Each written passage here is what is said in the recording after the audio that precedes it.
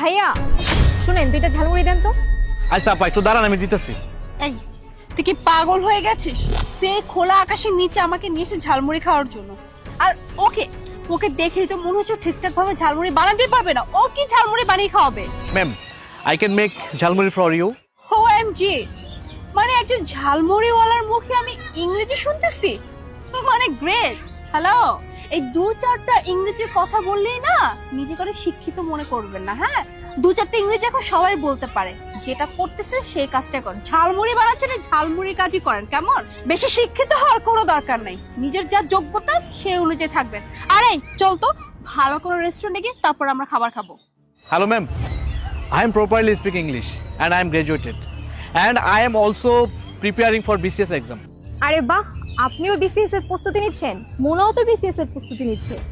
Hello, তুই যদি এতটাই শিক্ষিত হয়ে থাকিস, মানে তুই নিজেও বিসিএস এর প্রিপারেশন নিচ্ছিস, তাহলে তুই এখানে এভাবে খোলা আকাশের নিচে ঝালমুড়ি বিক্রি কেন করতেছিস?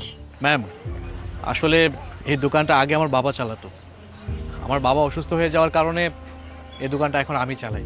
আপনি কোনো চিন্তা করবেন না, আপনাদের জন্য খুব ভালো করে আমি ঝালমুড়ি বানিয়ে দিচ্ছি।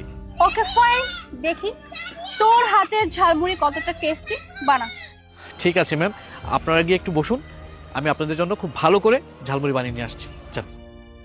চল।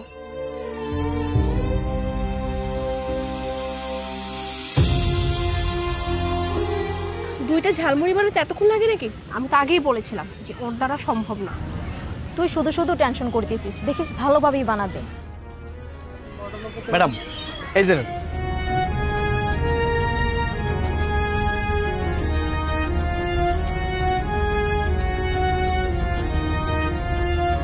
এই ঝালমুড়ি তো অনেক টেস্ট হয়েছে, খুবই দারুণ। দেখছিস, বললাম না যে ভালোভাবেই বানাবে।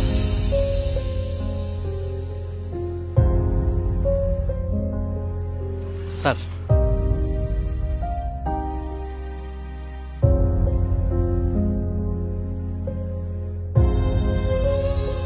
ভাইয়া, আপনি তো খুব ভালো ঝালমুড়ি বানান। Thank you madam. আচ্ছা, একটা কথা জিজ্ঞেস করি তোমাকে, মানে তুমি লেখাপড়াটা কিভাবে করছো? মানে তুমি নিজে থেকেই করতেছো নাকি তুমি কোনো কোচিং এ পড়তেছো? না ম্যাম, আসলে আমি সেলফ স্টাডি করি। Self study? তবে আমি তোমাকে বলবো তুমি একটা কাজ করো, তুমি কোনো কোচিং এ ভর্তি হয়ে যাও। কারণ বিসিএস প্রিপারেশন নেওয়া এবং বিসিএস পরীক্ষা দেওয়া এতটাও কিন্তু ইজি না। আরে ম্যাম, যারা পড়ালেখা করতে পারে তারা সব জায়গায় পড়ালেখা করতে পারে, মানে কোনো কোচিংয়ে যে পড়তে হবে এটা কোনো জরুরি না। আচ্ছা, তোমার এটা কততম বিসিএস? ম্যাডাম, এটা আমার ফার্স্ট বিসিএস। আচ্ছা,